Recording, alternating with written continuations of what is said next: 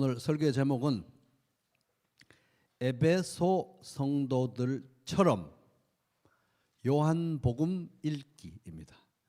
에베소 성도들처럼 요한복음 읽기입니다. 2025년 시작하면서 에베소서 강해를 시작했습니다. 처음에는 6개월, 24주 만에 끝낼까 이렇게 목표를 했는데 이런저런 이유로 10개월 지나가지고 지금 11월에 지난주까지 에베소서 강해를 마쳤습니다. 그동안 저도 에베소서 공부하고 또 강해 설교하면서 많은 것을 또 새롭게 배우고 느끼고 큰 감동이 있었습니다. 전하는 저이지만 우리 성도님들도 열심히 또 말씀 들으시고 또 함께 에베소서 말씀에 동참해 주셔서 감사드립니다. 이런저런 간증 많이 들었습니다. 우리 어떤 성도님은 바울의 율로게토스 에베소서 1장 3절에서 14절 이걸 얼마나 열심히 암송하셔가지고 주무실 때마다 밤마다 이렇게 암송하신다 그러고, 또 어떤 성도님은 에베소서 1장 3절부터 14절 암송하시다가 이거 암송되네, 그래서 거기서부터 내달아 가지고 에베소서 전체를 암송하신 분도 계십니다. 이 다 실화입니다. 실화. 그리고 어떤 성도님은 에베소서 말씀 듣다가 에베소서를 읽어봐야 되겠다 이렇게 읽다가 너무 재밌어가지고 10번, 20번 이렇게 하다가 장마치 100번도 넘게 읽은 분이 있다고 합니다. 이제 그런 것도 또 감사하지만은 이제 특별히 에베소서 말씀 같이 이렇게 묵상하면서 감사했던 거는 에베소서를 묵상한 그런 내용들에 대해서 예배 시간에 또 간증의 글을 통해서 또 감사 기도를 통해서 이렇게 묵상했던 내용들이 이렇게 고백이 되는 것을 보고 온 교회가 또 아멘으로 화답하면서 함께 이 일을 교회에서 함께 할 수 있어서 더욱 감사했습니다. 그리고 또 가정교회에서도 이 에베소서 말씀 나누면서 같이 소화하고 같이 적용하고 하는 모습들을 보면서 더 의미가 깊었던 것 같습니다.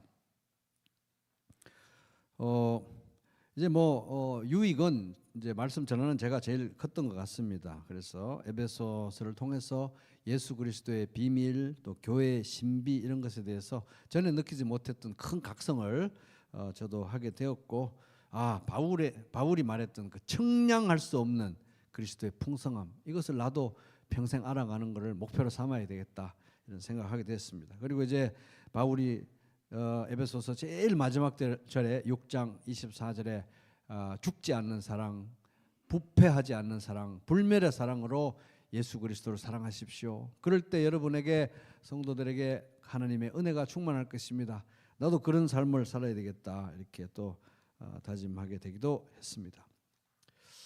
그래서 이제 지난주까지 해서 에베소서 강해가 끝났는데 정말 좀 신기하다 이런 거는 뭐냐면 에베소서 강해가 끝났는데 다음 주부터는 뭐 합니까? 이런 묻는 사람이 한 명도 없었다는 것입니다. 그래서 이제 안 궁금한가? 이렇게 이제 생각하다가 궁금들은 많이 하시겠구나. 다만 차마 직접 대놓고 물어보기를 엄두가 안 났었겠구나. 그래서 많이들 궁금하셨죠? 네, 많이 궁금했었으리라 믿습니다. 저도 오랫동안 기도하면서 에베소서 끝나면 뭘 해야 되나 이렇게 많이 연구하고 고심하고 했는데 요한복음을 이제 강해하기로 결정을 했습니다. 이 결정의 과정에 저도 많이 기도하면서 제 인생을 또 돌아보는 그런 계기도 됐습니다. 하나님이 정말 섭리 가운데 나를 인도하시고 또 여기 교회에서 사랑하는 성도들과 또 교회를 이루고 말씀을 또 누려가면서 살게 하셨구나 그런 생각도 하게 됐습니다. 그래서 요한복음을 이제 오늘부터 공부할 생각을 하면서 저도 가슴이 뛰고 너무 기대가 되고 그렇게 됐습니다. 요한복음은 이제 제가 많은 성도님들이 그러시겠지만 저는 이제 예수님 믿고 나서 제일 좋아했던 책이 요한복음. 그리고 저도 그럴 뿐만 아니라 내용이 너무 쉽고 간결하기 때문에 처음 예수 믿는 분들에게 꼭 요한복음부터 읽어보시라고 제가 항상 권해 드려 왔습니다. 성경 전체에서 아마 가장 이렇게 쉬운 문체로, 가장 아름다운 문체로, 가장 뚜렷한 이 구조와 전개로 써진 책이 요한복음이 아니겠느냐. 그리고 가장 많이 사실상 읽혀지고 또 암송 구절을 하면 요한복음에서 암송들 많이 하시잖아요. 그래서 너무너무 다들 사랑하시는 책이 요한복음입니다. 근데 이제 요한복음을 그렇게 읽다 보면 너무 쉽고 너무 선명하고 암송도 많이 하고 사랑하는 책이지만 요한복음을 이렇게 빠져들어서 읽다가 보면은 와, 요한복음만큼 심오한 책이 없구나. 이걸 우리가 느끼면서 큰 산 앞에선 아주 깊은 바다를 직면한 것 같은 그런 느낌이 듭니다.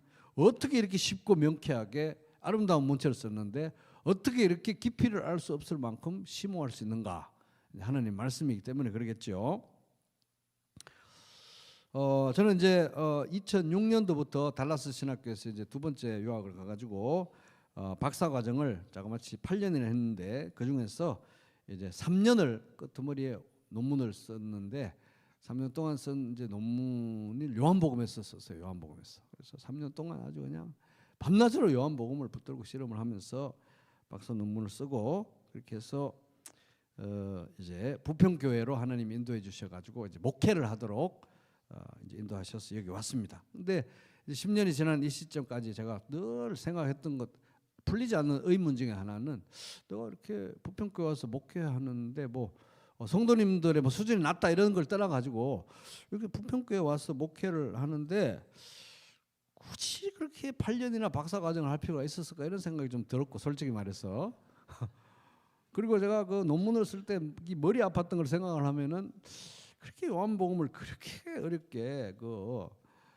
디스코스 애널리시스라는 그런 방법론을 도용해가지고 사용해가지고 막 논문을 쓸 이유가 그렇게까지 할 필요가 있었을까? 왜 그랬을까?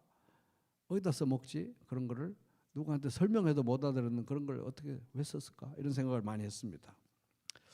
그런 의미를 많이 들었는데 막상 부평교회 와서 교회 안에서 말씀을 묵상하고 교회 안에서 말씀을 소화하고 이렇게 하면서 제가 진짜 개인적으로 신학적으로도 엄청나게 많이 큰 변화를 겪게 되었습니다. 개인적인 성장을 또 성도님들 때문에 하게 됐고 그래서 이제 뭐 그동안에 뭐 여러 성경 본문에서 설교도 하고 또 삶 공부도 뭐 얼마나 우리가 다양하게 했습니까? 그래서 여러 가지 이제 삶 공부와 설교와 뭐 성경 공부 이런 걸 다 이렇게 하게 되면서 마지막에 이제 지난 우리가 1년 동안 에베소서 강해를 에베소서를 전혀 새로운 관점으로 이렇게 좀 묵상을 하다 보니까 에베소서를 이제 묵상을 이제 하게 되면서 저에게 이제 어떤 확신이 오게 되는데 야, 그 요한복음 논문 고생하면서 쓴 거 너무 하기를 잘했다 이런 생각이 이제 들기 시작한 거예요. 진짜로. 그래서 이게 하나님의 섭리였구나. 진짜 섭리였구나. 너무 감사한 섭리였구나. 그거 하나도 버릴 게 없구나. 이제 이런 생각을 하게 됐습니다. 그래서 그동안 지금까지 공부했던 거 특별히 마지막에 에베소서를 거쳐서 이게 다 요한복음으로 귀결된다는 걸 제가 느끼게 되면서 정말 참 그때 그거 하길 너무 잘했다. 정말 하나님의 섭리다. 이 점들이 제가 이을 수가 없었는데 이제 연결이 되는구나 이런 생각을 하면서 성도님들과 함께 요한복음을 또 공부하게 된다고 하니까 저는 너무 기대가 되고 심장이 두근두근 그러고 있습니다. 그럼 이제 에베소서 다음에 왜 요한복음인가? 사실 뭐 이제 그 유명한 설교자 스펄전 목사님 말씀대로 뭐 에베소서 다음에 뭘 할까? 성경 66권이 전부 나를 강해해 나를 하라 말이야 이렇게 다 손짓하는 것 같은데 왜 하필 에베소서 다음에 요한복음이라는 확신이 생겼는가? 에베소서와 요한복음 도대체 뭔 관계가 있는가? 이제 그걸 말씀드리겠습니다. 에베소서 다음에 왜 요한복음을 하게 됐냐? 에베소서와 요한복음 무슨 관계 있냐를 생각하려면 요한복음을 누가 썼느냐? 요한복음의 저자의 문제에 대해서 우리가 확신을 가질 수가 있어야 됩니다. 여러분, 요한복음 이제 요한복음이라는 제목은 이렇게 붙여 있지만 요한복음의 저자가 누구라고 생각하세요? 다 요한이라고 생각하시죠? 근데 요한복음 안에 요한이 요한복음을 썼다는 구절 몇 절인지 아시는 분? 요한이라고 이름을 붙여가지고 요한이 썼다고 하는 구절은 아무데도 없어요. 신기하죠? 요한이라는 이름이 나와 있는 데가 없습니다. 저자가 요한이라고 하는. 나 바울은 뭐 누구에게 편지한다 이런 식으로 요한이 썼다는 말이 없어요. 그래가지고 얼마나 이 저자가 누구냐에 대해서 많은 반론들이 있는 줄 모르겠습니다. 진짜 많은 반론들이 있습니다. 명시적으로 저자 이름을 밝히지 않습니다. 그러나 조금만 이 말씀을 존중하는 마음으로 읽어보면 사도 요한이 저자라는 것 탁 나옵니다. 자, 요한복음 21장으로 가보겠습니다. 21장 20절. 요한복음 21장 20절. 20절 가기 전에 먼저 21장 1절 보겠습니다. 요한복음 21장 보면은 그 후에 예수께서 부활하신 다음에 디베라 호수 갈릴리 호수에서 또 제자들에게 나타나신 거잖아요. 자기를 나타내셨으니 나타내신 일은 이러하니라. 그래서 이제 이날 예수님께서 갈릴리 호수에서 자기 자신을 나타내시고 제자들과 아침 식사도 하는데 그때 함께했던 제자들은 12명이 다가 아니고 몇 명인지 세보세요. 2절 봅니다. 시몬 베드로와 디두모라 하는 도마와 갈릴리 가나 사람 나다나엘과 세베대의 아들들과 두 사람입니다. 또 다른 제자 둘이 함께 있더니 몇 명입니까? 7명하고 아침 식사를 했어요. 그 장면입니다. 그래서 이제 21장 20절로 갑니다. 21장 20절. 그래가지고 이제 아침 먹고 예수님께서 아침에 간단하게 산책을 하는데 모두 다와 산책하는 게 아니라 베드로만 데리고 산책을 합니다. 특별히 할 얘기 있으셨겠죠. 20절 보면 베드로하고 산책하는 장면에서 베드로는 예수님이 역시 나를 좋아하시는구나. 나하고 1대1로 산책 웬열 이러면서 산책하고 있는데 보세요. 20절 베드로가 돌이켜 예수께서 사랑하시는 그 제자가 따르는 곳을 뒤에서 저벅저벅 누가 따라오는데 또 누구야? 예수님하고 혼자 산책 좀 하려니까. 근데 아니나 다를까 예수께서 사랑하시는 제자, 특별히 애정하시는 제자가 따라오고 있었던 거예요. 근데 이게 누굽니까? 우리는 요한이라는 거 알고 있는데 이름이 나와 있어요? 안 나와 있어요? 안 나와 있죠. 아직 모르는 거예요, 사실은. 그 제자가 따르는 것을 보니 그는 만찬석에서 예수의 품에 그 유대인들은 기대가 이렇게 비스듬히 기대서 밥을 먹으니까 요한이 제일 가까이 있었으니까 제일 예수님 가슴 가까이서 밥 먹은 거잖아요. 예수의 품에 의지하여 주님을 파는 자가 누구니까 묻던 그 사람이다. 근데 이름은 안 나와 있어요. 이름은.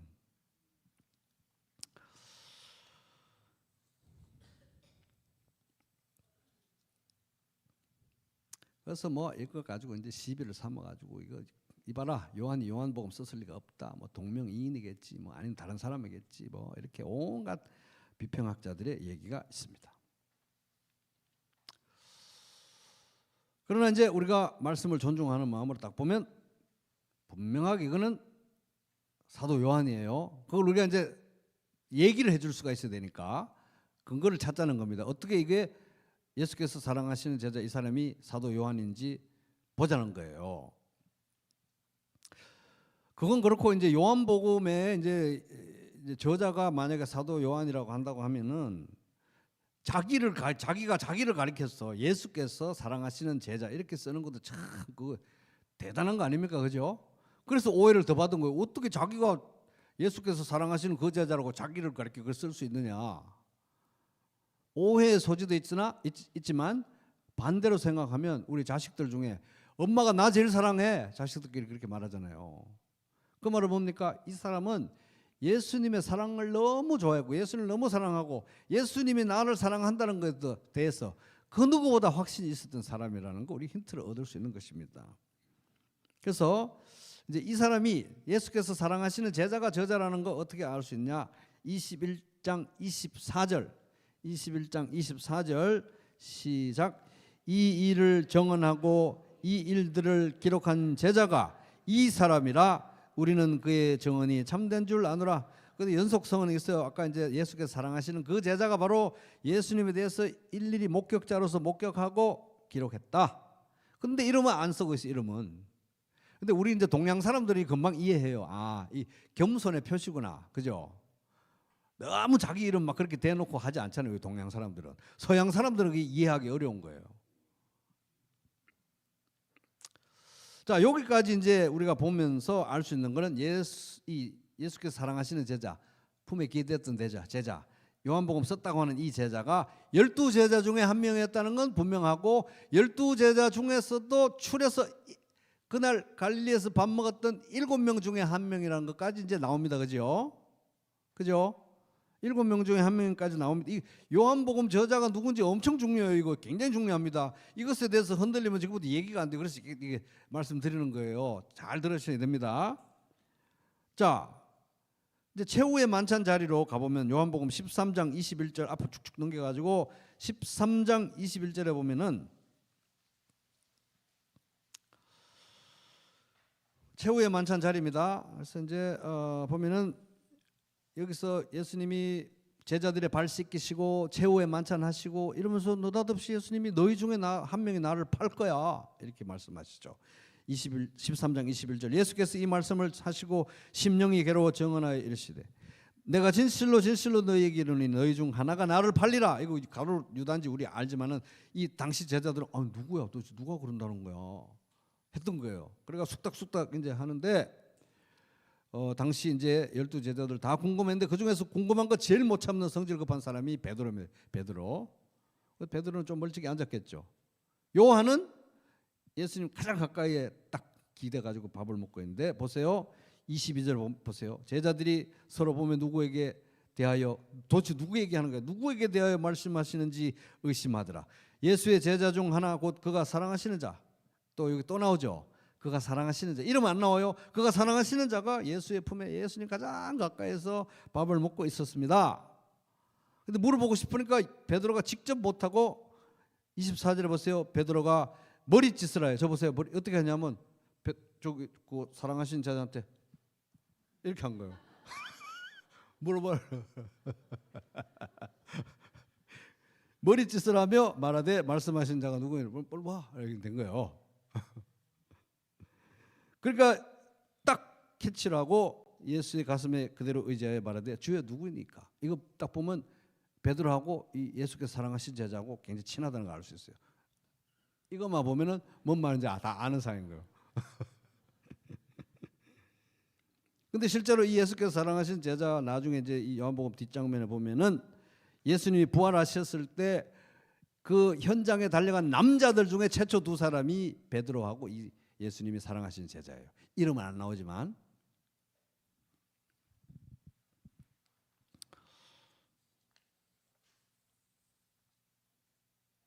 그래서 이제 보면은 여기까지 보면 12명 중에 한 명 예수께서 사랑하신 제자, 7명 중에 한 명 베드로하고 아주 친한 사람. 자, 베드로 예수님의 제자가 12명인데 그 중에서 탑3가 있었죠. 예수님이 또 그 중에서 또 가까이 하는 제자 누구였습니까? 베드로, 야고보, 요한. 탑3가 또 있었어요. 탑3. 근데 탑3 중에 베드로는 혼자, 그다음에 야고보, 요한은 형제입니다. 형제. 누구 아들이죠? 세베대 맞아요. 세베대의 아들 야고보, 요한. 근데 이 탑3는 엄청 예수님이 또 가까이 데리고 다니셔가지고 예수님이 막 이 변화산상에서 이 거룩한 모습으로 변화하셨을 때 이 탑3 베드로, 야고보, 요한이 있었고, 그다음에 겟세마네 동산에서 기도할 때 제일 가까이 다가갔던 사람이 베드로, 야고보, 요한 3명이었어요. 그러니까 요 정도까지 이제 우리가 보면은 웬만하게 성경을 존중하는 사람들은 예수께서 사랑하신 제자, 요한복음을 쓰신 예수께서 사랑하신 제자는 12명 중에 한 명, 그리고 탑7 중에 한 명, 그 중에도 베드로하고 가까워요. 탑3 중에 한 명이라는 거 추려지는 거예요. 그럼 요한복음의 저자는 베드로 아니면 야고보 아니면 요한이죠.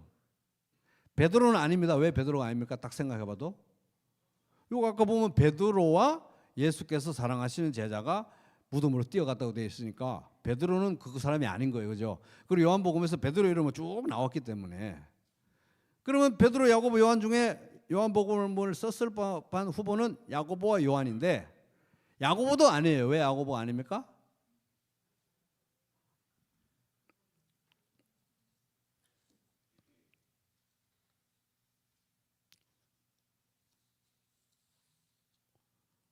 사도행전 12장 1절 그때 헤로드 왕이 손을 들어 교회 중에서 몇 사람을 헤아려 하여 요한의 형제 야고보를 칼로 죽이니 이때가 서기 40년대 초반이었습니다. 최초의 순교자 야고보가 누구의 형이었습니까? 요한의 형. 야고보 죽었어요.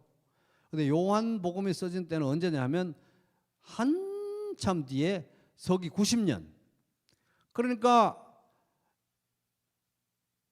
예수님의 12제자 중에 제일 늦게까지 생존해 있던 사람은 누구라고요? 요 사람이 요한. 예수께서 특별히 사랑하시는 그 제자. 거의 80대 후반, 80대, 80을 훌쩍 넘어서 요한복음 쓴 거예요. 그러니까 야고보는 아니니까 딱 말씀을 존중하는 마음으로 이리저리 딱딱 보면은 요한이 쓴 겁니다. 요한. 말씀을 우습게 보지 않는 동안에는 요한이 쓴 거예요. 사도 요한이, 세베대의 아들. 우리가 성경의 어떤 책의 저자가 누구인가 생각할 때 증거를 찾을 때 외적 증거와 내적 증거 찾습니다. 따라볼게요. 외적 증거. 그 다음에 내적 증거. 내적 증거는 책 안에서 찾는 거예요. 책 안에서. 그 요한복음 안에서 증거를 찾는. 지금까지는 내적 증거 찾은 거예요. 요한복음 안에서 찾은 거예요. 내적 증거는 하나님 말씀을 존중하는 마음으로 보면 딱 클리어하게 요한이라는 게 나옵니다. 외적 증거는 성경 바깥의 기록이나 주장이나 이런 거 보는 거예요. 외적 증거로 보자면은 초대교회 문헌들에서 이렇게 살펴보면 사도 요한 세베대의 아들 요한이 요한복음 썼다는 건 압도적으로 일치된 증거가 있습니다. 그러니까 지금부터 거의 2000년이 다 돼가는 문헌들이 있는 거예요. 그리스, 로마 저런 데 가면은 막 유적물 막 몇천 년 된 거 있듯이 우리는 이 문헌들이 다 남아 있는 거예요, 이게.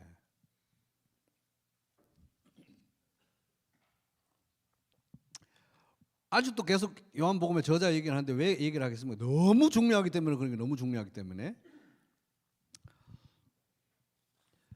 그래서 그 압도적인 초대교회 문헌들 중에서 사도 요한이 요한복음 썼다는 증거들 중에서 가장 대표적인 가장 신빙성 있는 객관적인 관련성 있는 사람이 누구냐 하면 이레니우스. 따라볼게요. 이레니우스라고 하는 초대 교부가 있어요. 이 사람이 130년, 서기 130년에 태어나서 200년에 죽은 2세기 사람이니까 엄청 가까운 거죠. 예를 들어서 요한복음이 서기 90년에 써졌다고 하면은 그로부터 40년 뒤에 태어난 사람이에요. 이 사람이. 그죠? 50년도 안 된 그 텀의 사이에 태어난 사람이에요. 이레니우스가 기록을 합니다. 요한복음 요한이 썼다고요. 근데 그래도 뭐 한 50년 지났지 않소? 그럼 이레니우스가 사도 요한이 요한복음 썼다는 얘기를 어디서 들었겠냐? 이게 제일 중요해요. 그의 스승에게 들었습니다. 이레니우스의 스승의 이름은 누구냐? 에? 누가 방금 얘기했는데? 누구예요? 방금 얘기한 사람이? 맞아요. 이야, 박수. 깜짝이야. 내가 뭐 잘못 들은 줄 알고. 폴리갑이라고는 초대 교부예요. 폴리갑은 69년, 서기 69년에 태어나서 155년에 86세의 나이로 죽은 사람입니다. 순교자이기도 했어요. 그러니까 이 사람들은 폴리갑은 그 사도 시대에 태어나 가지고 155년에 죽은 사람이에요. 그 사람한테 요한이 요한복음 썼다는 얘기 들은 거예요. 그게 왜 특별하냐? 이 폴리갑이 누구의 제자였겠어요? 요한의 제자였던 사도 요한의. 사도 요한 아직 살아있을 때. 그러니까 이레니우스가 폴리갑한테 들어가지고 요한복음은 사도 요한이 썼다. 이거보다 신빙성 있는 외적 증거가 어디 있겠습니까?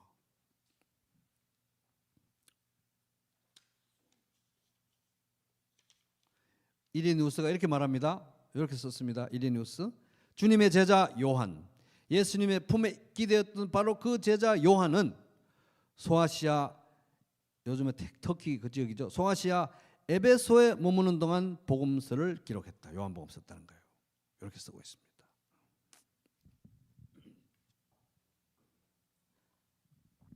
그래서 외적 증거는 차고 넘치고 일관되고 압도적이에요. 그래가지고 그거 요한이라는 이름도 없는데 어떻게 요한이 썼는지 어떻게 알아요? 이러는 사람들은 외적 증거 가지고 안 따집니다. 내적 증거 따져. 내적 증거. 요한복음 읽어보니까 문체가 아닌 것 같아. 뭐가 아닌 것 같아. 내적 증거는 다 개인적인 주관적인 해석의 문제로 도출되는 결론이니까 확답이 없어. 확답이. 100명마다 다 의견이 달라요. 근데 외적 증거는 문서가 있으니까 압도적이니까. 요한복음 누가 썼습니까? 사도 요한, 세베대의 아들 사도 요한이 쓴 거예요. 언제? 서기 90년 전후에. 90년 전후에.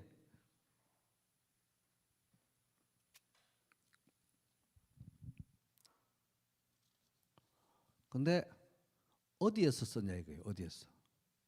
어디에서 이 요한복음을, 어디에서 요한복음을 1번 대구, 2번 부산, 3번 예루살렘, 4번 에베소. 에베소에서 썼다는 거예요. 에베소에서. 깜짝 놀라겠죠. 우리가 맨날 지금 에베소 같은 세상, 에베소서 1년 동안 공부했는데 그 에베소에서 요한이 거기 와서 머물면서 목회를 하면서 쓴 게 요한복음이라는 거예요. 요한복음. 좀 충격이지 않습니까?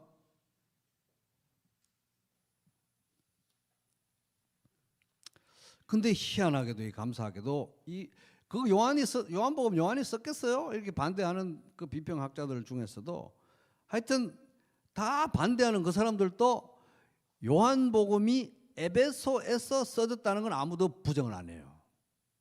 확실한 겁니다, 이거. 그럼 정리하면 요한복음은 세베대의 아들 사도 요한이 썼고 사도들 중에 12사도 중에 제일 오래까지 살아남아가지고 서기 90년 전후에 그 사람 나이 80이 훌쩍 넘어가지고 요한복음을 썼는데 어디에서 썼다? 예루살렘이 아니라 에베소에서 썼다고. 에베소에서요. 에베소 교회에서 목회하면서. 그래서 요한이 요한복음을 에베소에서 기록했다는 최초의 가장 강력하고 신빙성 있는 증언을 바로 이레니우스, 폴리갑의 제자 이레니우스, 폴리갑은 사도 요한의 제자. 그러니까 그거 틀림이 없는 것입니다.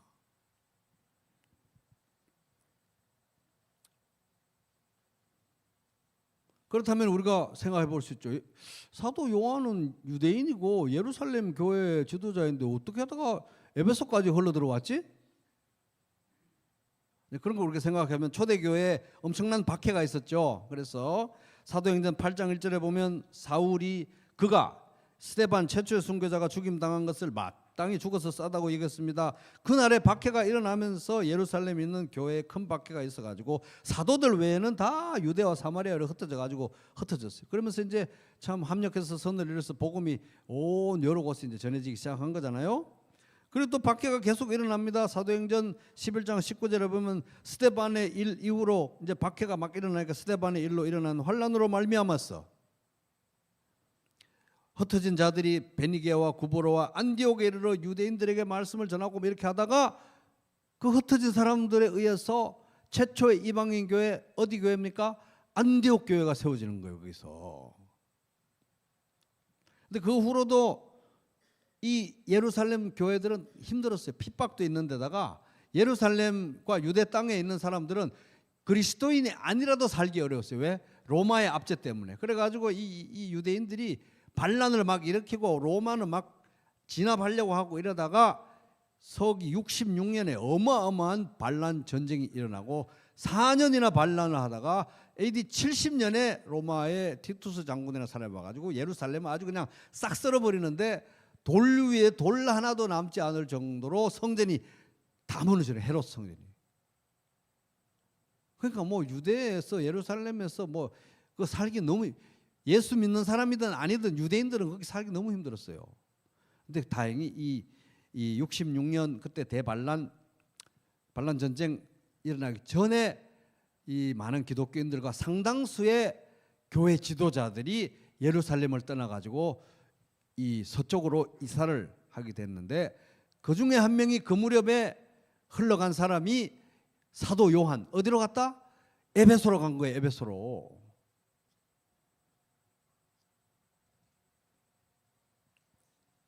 이게 누가 꾸며낸 얘기하고 다 이 초대교회 문헌에 다 있는 얘기들인 것입니다.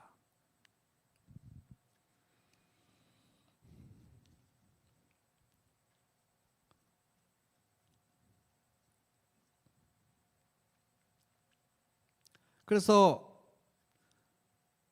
요한복음에 예수께서 사랑하시던 그 제자, 예수께서 사랑하시는 그 제자라고 자기를 가리켜서 애둘러서 몇 번이나 얘기한 이 사람, 예수님이 날 최고 사랑했어. 그건 무슨 우스꽝스러운 교만이 아니고 나 이렇게 적을 자신 있어. 왜? 예수님이 나를 그렇게 사랑한다는 걸 아니까.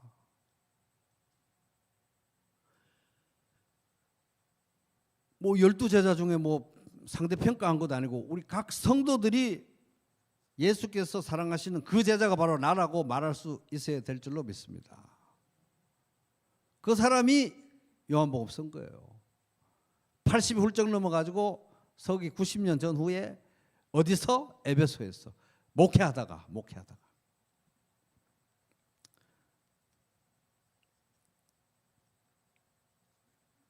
그럼 이제 우리가 이 정도 에베소서 1년 설교 들은 사람들은 엄청난 감동이 물려오면서 궁금증이 생깁니다. 도대체 에베소에서 무슨 일이 있었던 거야? 그죠? 에베소에서 도대체 무슨 일이 있었던 거예요? 그래서 신약 성경 신약 학자 중에 유명한 사람 제임스 던이라는 사람이 있는데 이 사람이 이 신약 성경의 학문 분야 중에서 굉장히 중요한 한 영역임에도 불구하고 가장 방치되고 연구되지 않은 분야가 한 군데 있다면 에베소라는 곳에 대한 연구다. 이렇게 또 그 스승님의 말을 그렇게 또 탁 그게 꽂혀가지고 폴 트레빌코라는 어떤 또 유명한 신약학자는 그때부터 에베소라는 곳을 연구해가지고 장장 에베소에 대해서만 800페이지짜리만한 책을 또 썼습니다. 엄청 중요한 거 에베소라는 곳이.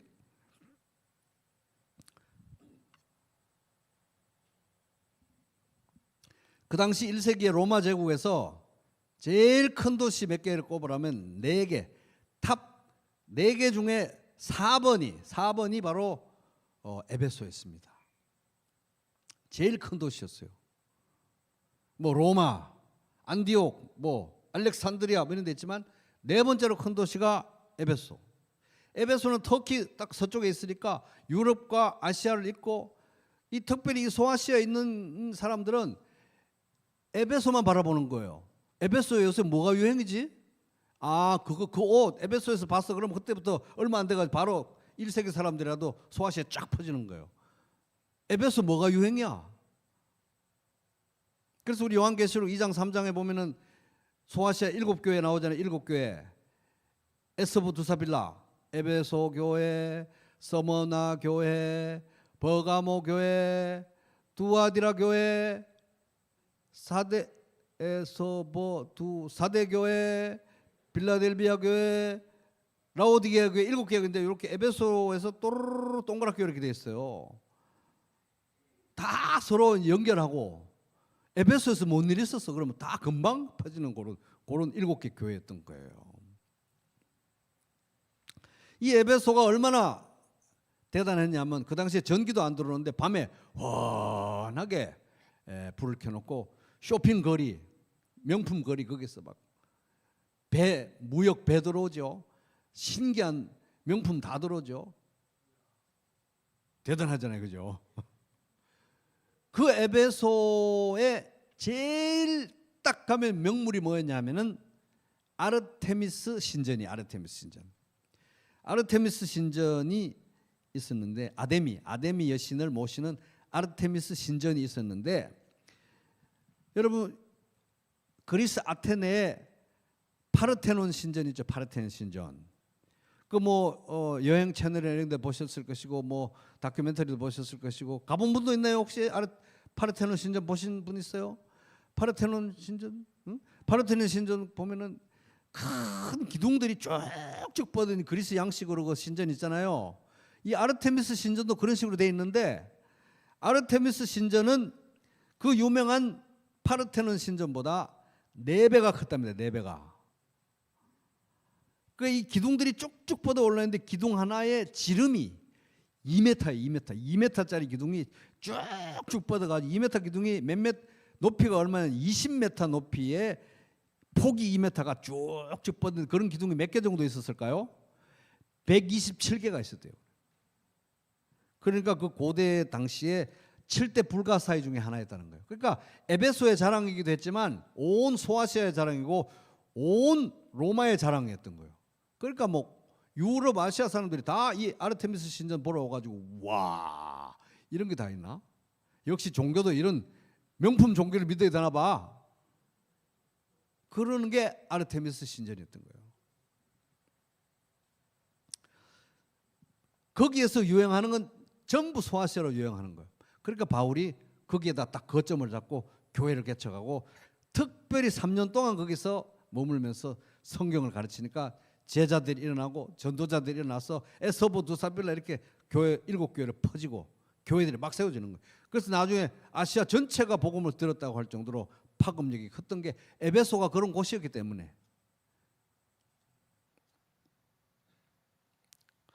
에베소 교회는 이제 지금부터 연도 몇 개 말씀드릴 테니까 잘 기억했다가 마지막에 퀴즈 냅니다. 퀴즈 대답할 수 있어야 돼요.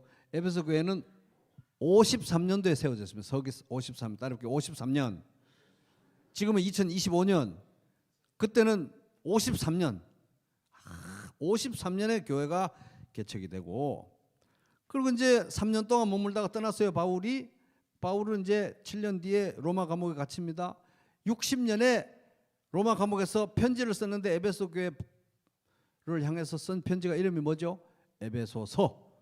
60년, 53년에 세워지고 로마 감옥에 갇혀서 에베소 쓴 데는 60년 쓴 거예요. 그러는 동안에 이제 바울이 떠난 다음에 바울의 영적 아들 디모데가 와서 에베소에 목회를 했어요. 디모데가 초대 목사 바울 뭐 2대 목사 예를 들어서 디모데 했는데, 디모데가 떠난 다음에 누가 왔어요? 디모데가 떠난 다음에 에베소 교회 목회로 누가 왔습니까? 박 목사가 갔습니까? 요한이 갔다고 그랬잖아요. 요한이 저기서 온 거예요. 멀리서. 예수님을 직접 본 요한이, 사도 요한이 멀리서 이사를 와가지고 에베소 교회에 와서 영적 스승으로 에베소 교회, 서머나 교회, 버가모 교회, 이 소아시아 교회들을 목회하면서 거기서 말씀을 가르치기 시작한 거예요. 66년 그 전이니까 한 60년 중반쯤에 온 거겠죠. 한 3번째, 4번째 목사는 요한이 된 거죠. 요한은 그냥 한 지역 교회만 아니라 소아시아 전체를 돌보는 영적 스승이었으니까요. 그러니까 그 에베소 성도들이 볼 때는 이분이 얼마나 귀했겠어요. 이분이 예수님 살아있을 때 직접 본 분이야. 3년 동안 동고동락한 사람이야. 아직도 살아있어. 이 사람이 성경 가르치니까 요한이 입을 열고 가르치면 얼마나 그 말씀이 꿀맛같이 달았겠어요. 요한이 온 거예요. 거기서 30년 정도 목회한 것 같습니다. 제가 보기에는. 그러니까 그 소아시아 전체가 바울이 목 세워가지고 3년 동안 가르치고 디모데가 왔고, 그리고 바울은 나중에 순교하고 일찍 죽잖아요. 그런데 이 사람 오래 살았어요. 30년 목회를 했다는 것입니다. 그게. 그러는 와중에 요한복음을 썼다는 거예요. 거기서.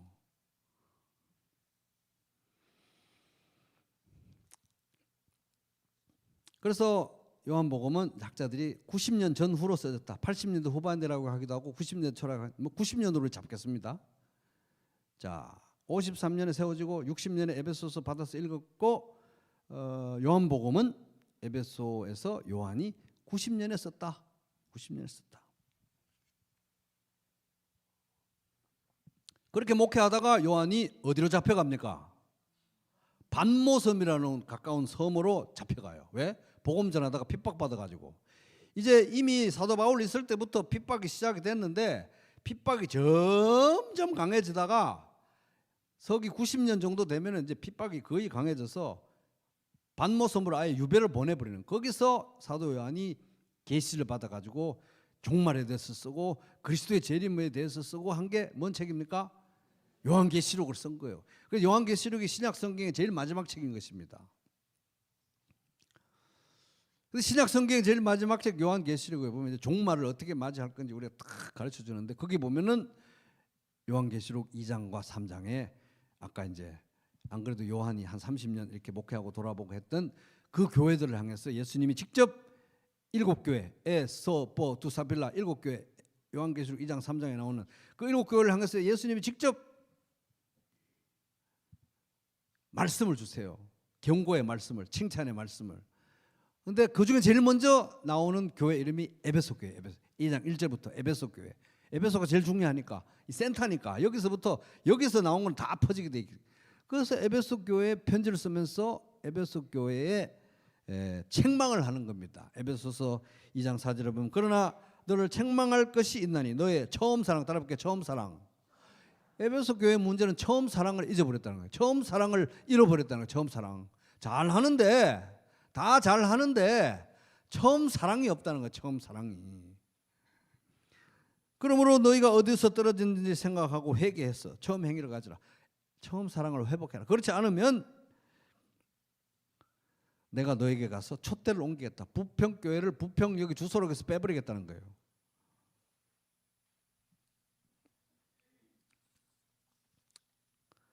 회복해야 될 처음 사랑. 예수님께서 지금 요한계시록 2장에서 말씀하시잖아요. 처음 사랑의 요체가 뭐냐? 어떻게, 무엇에 대해서 처음 사랑을 어떻게 회복을 해야 되느냐? 요한이 반모섬으로 유배 오기 전에, 요한계시록 쓰기 전에 이미 예수님께서 계시를 주신 거예요. 이미 반모섬에 오기 전에 에베소에서 목회할 때 요한복음을 통해서 주신 것입니다. 이게 바로 회복해야 될 첫사랑의 내용, 그 실체가 요한복음에 담겨 있는 거예요.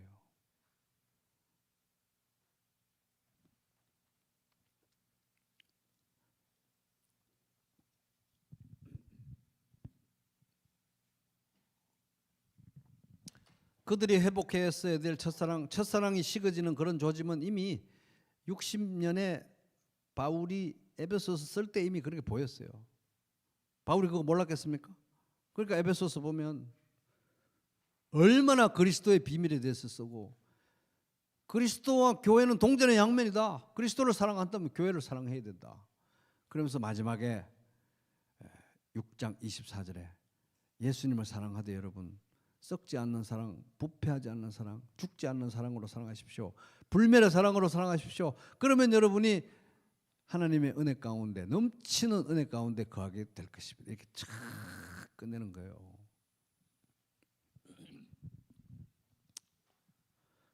그러니까 요한이 에베소에서 목회하면서 80이 훌쩍 넘어가지고 그 예수님 밥 먹을 때마다 자기가 먼저 달려갔겠죠. 착 예수님 옆에 앉아가 쫙 붙어가지고 밥 먹고 했던 그 요한. 베드로가 1대1로 산책한다는데 또 따라가가지고 확 기어코 따라갔던 그 요한. 이 사람이 이제 늙어가지고 죽을 때 다 된 거예요. 80 넘어가지고 90년 전 후반 돼가지고 요한복음 쓴 겁니다.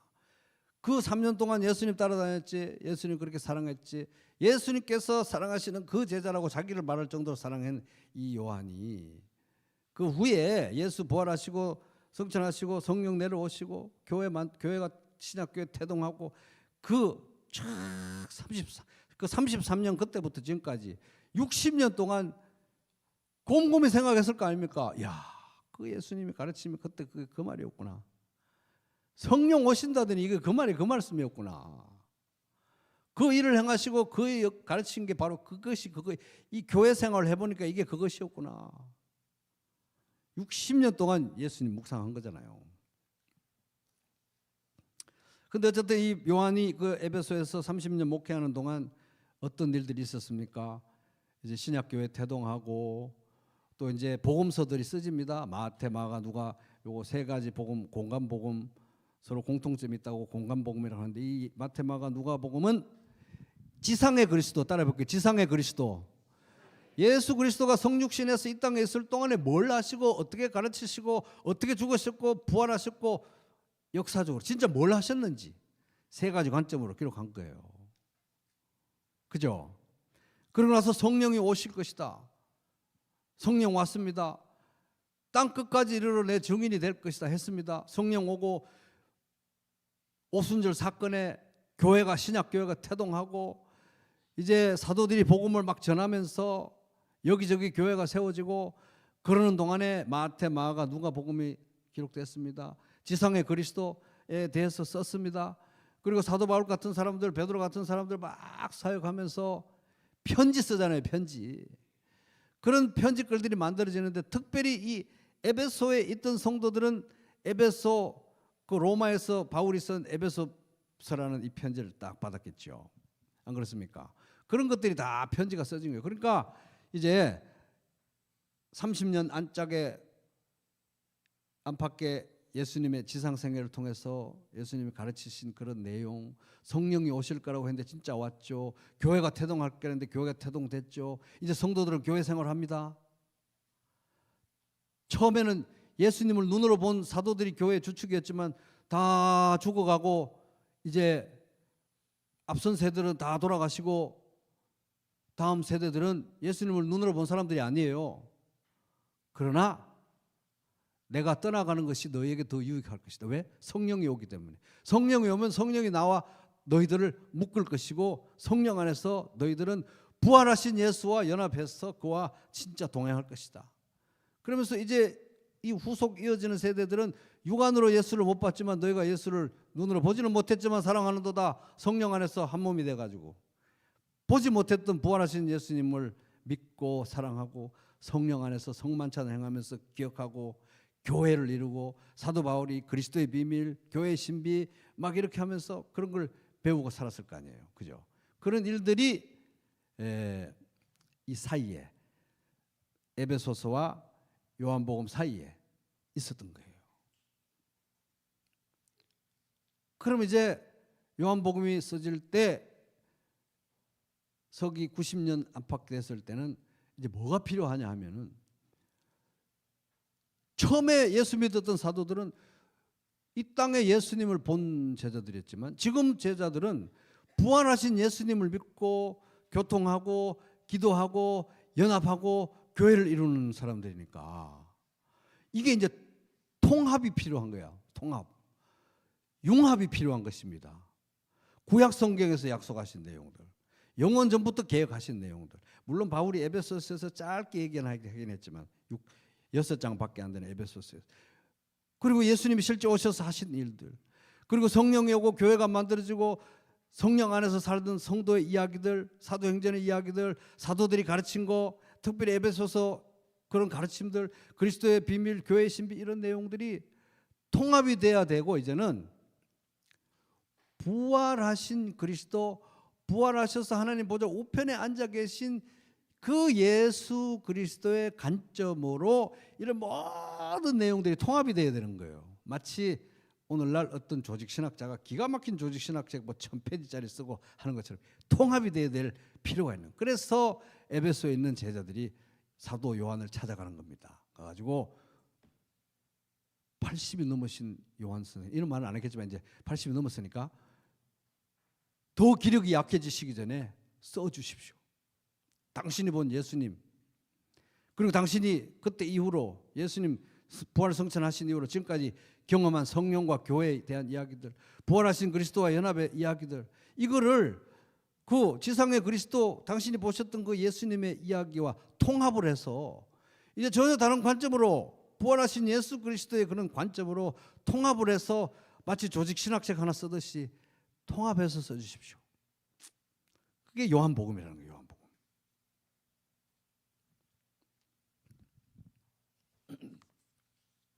그러니까 이제 퀴즈, 아까 이제 잘 생각하시라 그랬죠. 그래서 에베소 교회 성도들이, 자, 요한복음은 에베소에서 써졌다 그랬잖아요. 그죠? 에베소에서 요한이 목회하면서 쓴 겁니다. 근데 에베소 교회만 읽으라고 쓴 건 아니에요. 안 그렇습니까? 모두를 위한 거예요. 바울이 뭐 어디에게 편지한다 이런 거 아니니까 우리 모두를, 전 우주적인 교회를 위해서 다 썼는데, 그래도 에베소서 썼으니까 에베소 교회 사람들이 제일 먼저 필사본을 받아보는 게 인지상정 아니겠습니까? 거기서 썼는데 같이.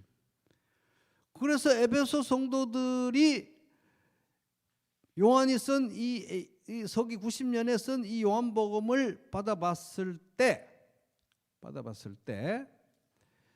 잘 들으세요. 퀴즈.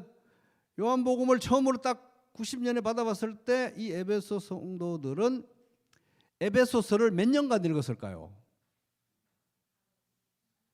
네? 3년? 확실하게 얘기해 주십시오. 이거 생각하고 퀴즈 낸다고 아까 말씀드렸는데 30년 읽었죠. 왜? 60년에 써졌으니까. 에베소서 30년 읽고 나서 요한복음 받은 거예요. 안 그러겠습니까? 책이 비싸니까 교회 올 때마다 낭독했겠죠. 우리 교회에 주신 편지니까 낭독하고 읽고 묵상하고. 너무 짧은데 너무 심오해 에베소서가.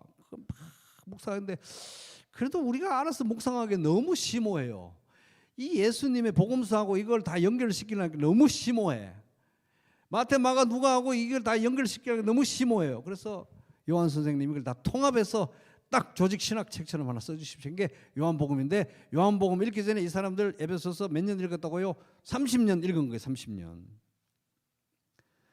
그러니까 이 에베소서에서 얘기하는 창세전에 우리를 택하시고 이 예수 그리스도 안에서 모든 게 통일되고 예수 그리스도의 교회가 얼마나 신비로운지 교회를 통해서 예수님이 뭘 하려고 하시는지 이런 모든 내용이 다 여기 통합된 이 요한복음을 읽기 전에 에베소서를 30년간 읽었다. 그 요한복음은 신구약 성경부터 내려온 모든 내용을 압축해가지고 조직 신학책을 하나 쓴 건데 아주 학술적으로 딱딱하게 쓴 게 아니라 예수님의 일대기를 그린 복음서 이야기의 형식으로 가장 아름답고 가장 간결하게 이 신구약의 내용을 모두 압축해가지고 쓴 게 요한복음이라는 거예요.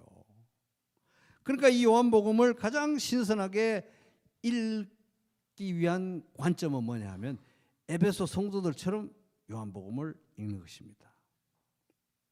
에베소 성도들처럼 읽으려면 에베소서를 통달을 해야 되는 거예요. 에베소서 읽었던 사람들은 에베소 30년 읽었던 에베소 성도들은 요한복음 딱 읽기 시작했을 때 온몸에 전율이 쫙 전기가 뻗치면서 소름이 쫙 이게 그거네. 바울이 얘기했던 바로 이게 여기 있네. 창세전에 우리를 택했다는 얘기가 바로 여기구만. 성령이 교회를 태동시키고 우리를 하나 되게 한다는 얘기가 여기 있네. 빛과 소금으로 살아가는 얘기가 바로 여기 있구만. 성부, 성자, 성령 삼위일체라는 게 다 여기 있네. 그리스도의 비밀이라는 게 다 여기 있구나. 이야, 이 바울이 그 짧은 편지에서 얘기했던 게 이런 식으로 요한복음에 이렇게 녹아나는구나. 요한복음 읽을 때마다 에베소서 암송하고 읽었던 그런 것들이 번쩍번쩍 터지면서 와, 이게 요한복음이 이렇게 터지는구나. 이게 요한복음이구나. 그래서 여러분 우리 정말 지난 1년간 에베소서 공부 잘했죠. 이제부터 에베소서를 요한복음을 더 잘 이해하기 위해서 에베소서 더 많이 읽으시기 바랍니다. 더 많이 읽고 더 많이 암송하면서 요한복음 볼 때마다 와, 이게 이거구나. 그래서 에베소 성도들처럼 요한복음 읽으면서 깜짝 놀라면서 예수 그리스도의 비밀과 교회의 신비가 바로 이런 것이구나. 그리스도를 사랑한다는 게 바로 이런 의미구나. 그러면서 불멸의 사랑으로 예수 그리스도를 사랑하게 되는 그런 요한복음 우리 강해 같이 공부하면서 이게 에베소서 그 정도 걸렸으니까 요한복음 얼마나 걸릴지 모릅니다. 어쨌든 신구약 성경이 다 여기 녹아져 있기 때문에 우리가 천천히 가면 돼요. 에베소서 30년 읽은 사람들도 있는데 그래서 요한복음 묵상하면서 불멸의 사랑으로 예수 그리스도 사랑하게 되시기를 주님의 이름으로 축복합니다.